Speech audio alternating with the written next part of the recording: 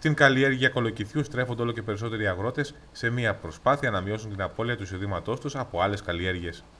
Ειδικά τα τελευταία χρόνια υπάρχει μεγάλη αύξηση στρεμμάτων. Πάντως, η αύξηση των στρεμμάτων κάνει τους αγρότες να πιστεύουν ότι η τιμή πώλησης μπορεί να μειωθεί λόγω της υπερπροσφοράς προϊόντος. Η παραγωγή είναι πασατέμπο. Βάζουμε κολοκύθια, βγάζουμε τον κολοκυθόσπορο και τον παίρνουν οι εμπόροι στα εργοστάσια, το κάνουν μεταποίηση και το πουλάνε αυτό στα σακουλάκια τα λεγόμενα στα περίπτερα και στα σούπερ μάρκετ. Εγώ είμαι εδώ πέρα 12 χρόνια, γύρω στα 18 με 20 χρόνια είναι αυτή η παραγωγή. Απλά κοντεύει να γίνει τώρα σαν τις πατάτες όπως παλιά. Δηλαδή βάζαμε σε κάθε χωριό 500 στρέμματα, 600 και τώρα κάθε χωριό έχει 1000 στρέμματα. Γιατί ο κόσμος δεν έχει τι να βάλει. Ένας αγρότης μπορεί να κερδίσει ίσως και περισσότερα από 120 ευρώ το στρέμμα, αν η εισοδιά πάει καλά. Κοστίζει 170 ευρώ το στρέμμα. Αυτή είναι. Και πώς αποδίδει το στρέμμα? Αν το προσέξεις σαν τα μάτια σου, θα σου αποδώσει. Αν το ξεχάσεις, θα σε ξεχάσει και αυτό. Δηλαδή θα σου δώσει 150 κιλά, αν το προσέξεις, τα οποία θα πάρεις 120 ευρώ. Αν μπορείς να τα καταφέρεις με δικά σου μηχανήματα, 100 με 120 ευρώ. Βασικό είναι η παραγωγή να διατεθεί γρήγορα και να μην μείνει στην αποθήκη. Σε διαφορετική περίπτωση υπάρχει ενδεχόμενο ο πασατέμπος να αρχίσει να χαλάει. Αν θα περάσει ένας μήνας και δεν τα δώσεις, μετά υπάρχει και το άλλο το ενδεχόμενο. Να τα έχεις στην αποθήκη και να πιάσουν πεταλούδα. Και να αρχίσουν τα ραντίσματα και να έρθουν το χειμώνα και να στα πάρουν τζάμπα. Αυτά τα μαζεύετε από εδώ. Τα αφήνετε να ξεραφούν, τι κάνετε? Τα μαζεύουμε, τα αφήνουμε 3 μέρες, 4 μέρες να τραβήξουν το ζουμί τους από μέσα και μετά τα βγάζουμε. Στον ήλιο, αυτά που βλέπουμε. Ναι.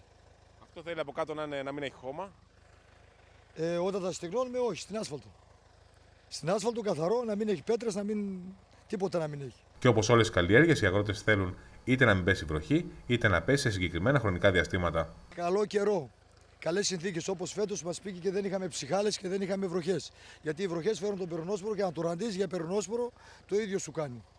Δεν μπορείς να πεις όταν έχει κολοκύθια, θα πεις μια φορά, δεν θα πεις συνέχεια, ας πούμε.